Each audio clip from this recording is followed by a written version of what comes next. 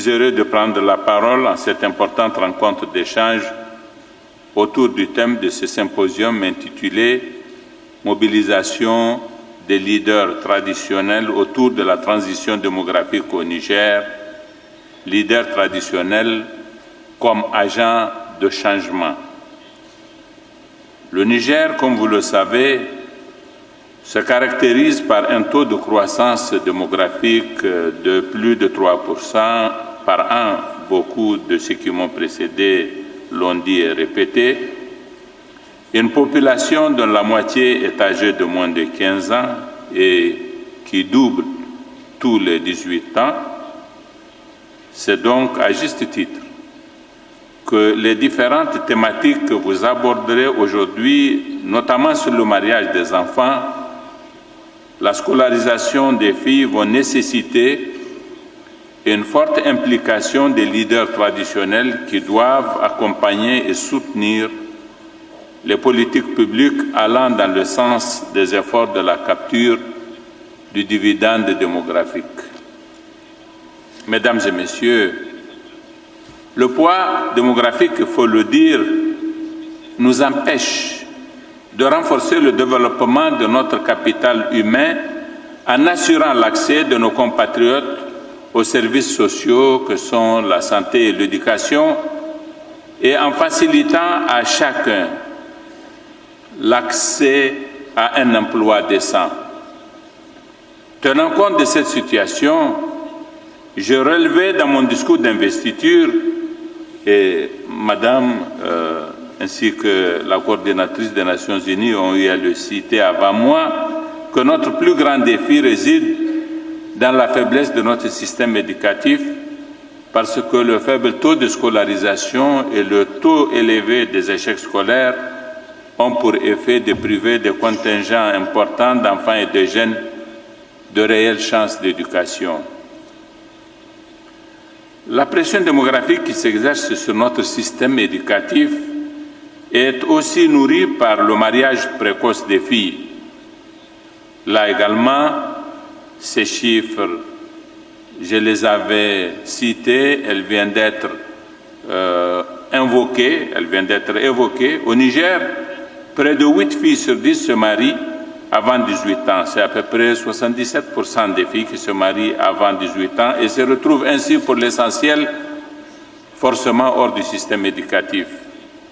Une telle situation concourt à entretenir un élan démographique échevelé et à freiner notre capacité à prendre convenablement en charge les besoins de population. Ce symposium est aussi une occasion pour moi de vous écouter d'une certaine façon et de vous entendre avec cet auditoire de belles factures que j'ai devant moi. J'espère que nous allons partager les bonnes, voire les meilleures pratiques au niveau national et international sur la thématique de la transition démographique qui est au cœur des politiques publiques au Niger. Depuis la période précoloniale jusqu'à nos jours, la chefferie traditionnelle reste un témoignage vibrant de l'ancrage de l'autorité coutumière dans nos terroirs et l'expression la plus achevée de la décentralisation à l'africaine, pour ainsi dire. Ce symposium doit donc être l'occasion de méditer ensemble sur les actions urgentes à entreprendre et la contribution des chefs traditionnels dans la réalisation de la transition démographique et du renforcement de la cohésion sociale. Et à cet égard, quelque chose d'important. Ce symposium permettra, je l'espère, de sentir l'impérative nécessité de permettre aux femmes de mieux maîtriser leur vie génésique dans l'intérêt exclusif de leurs enfants et de leur propre bien-être. Car, comme je le disais déjà à l'occasion d'une autre de mes interventions, plus nous faisons d'enfants, moins nous sommes capables de les éduquer, et moins nous les éduquons, plus ils feront des enfants à leur tour, facteurs dans notre contexte socio-économique de retard de développement et de croissance. Honorable chef traditionnel, toutes les recherches sur l'expérience des différents pays montrent que les retombées positives de l'éducation des filles sont plus significatives pour elles-mêmes, pour leur famille, pour leur communauté et pour leur pays lorsque les filles terminent au moins le premier cycle du secondaire. C'est pourquoi, s'agissant de la scolarisation et du maintien des filles à l'école jusqu'à la fin du collège, l'État construira et assurera le fonctionnement sur ressources propres, mais aussi avec les moyens qu'il mobilisera auprès de ses partenaires techniques et financiers, autant d'internats pour jeunes filles et aussi rapidement que possible. Il faudra bien sûr couvrir d'abord les zones de chaque région où la scolarisation des jeunes filles est faible, les distances vers le collège d'enseignement secondaire longues, les abandons en cours de scolarisation plus fréquents, etc., etc. En un mot, là où les besoins sont les plus pressants. Je voudrais insister ici sur le fait qu'une offre même massive de bâtiments, d'équipements et une affectation de personnel ne pourra améliorer l'éducation de nos filles que si elles fréquentent effectivement ces infrastructures. Je veux pouvoir compter sur vous, honorables chefs traditionnels, pour mobiliser vos communautés afin qu'elles autorisent leurs filles à profiter de ces internats. Notre but est qu'aucune fille ne renonce à fréquenter le collège faute d'hébergement.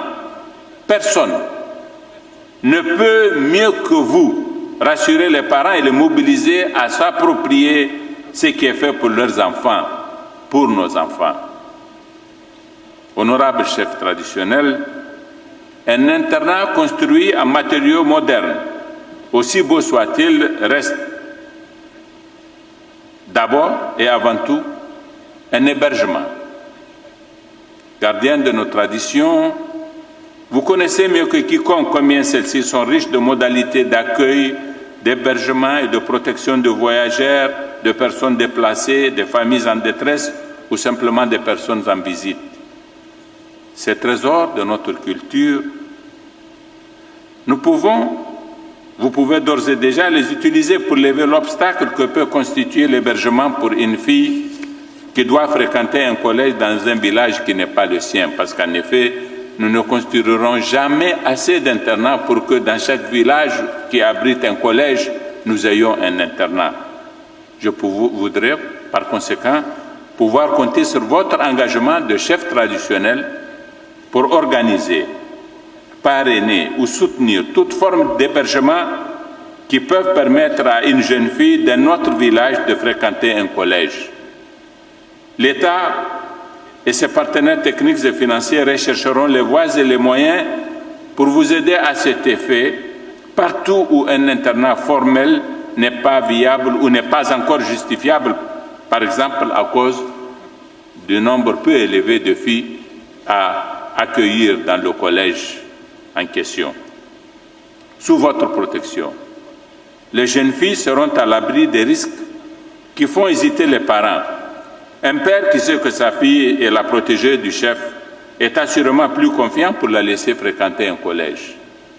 Comme vous le voyez, votre rôle dans cet effort national est grand, votre responsabilité irremplaçable. Je sais, vous connaissant, que l'État peut compter sur vous pour le bien de nos enfants et de nos communautés. Honorables chefs traditionnels, chers invités, permettez-moi de remercier tous les partenaires techniques et financiers, particulièrement le FNUAP, pour ce soutien incommensurable à l'organisation de ce symposium des chefferies traditionnelles sur la transition démographique et d'exprimer ma gratitude à la chefferie traditionnelle qui accomplit un travail remarquable à cet égard. Madame la directrice adjointe du FNIAP, je voudrais exprimer ma satisfaction de l'appui de votre agence pour le modèle innovant et structurant du développement à la base que vous soutenez au Niger. Mes chers frères, chefs traditionnels, pour que vous alliez l'action à la parole et pour que vous prêchiez par l'exemple plutôt que par la parole seulement, ne serait-il pas possible qu'à l'issue de ce symposium, vous preniez une résolution par laquelle vous vous engagez à ce que nul chef de canton, nul sultan déjà, nul chef de canton, nul chef de groupement ne prenne comme épouse une fille âgée de moins de 18 ans. Oui. Je pense que, après tout ce que nous avons dit, pour louer ce que vous faites, nous pouvons vous demander cela. Une autre fois, peut-être, que nous vous demanderons plus. Pour le moment,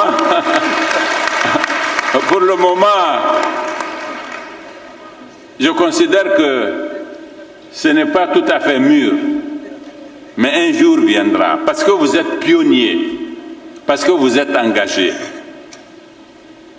parce que vous avez de lourdes responsabilités vis-à-vis de notre société. Un jour, peut-être que vous donnerez même un autre exemple. Le moment n'est pas arrivé pour que je vous le demande.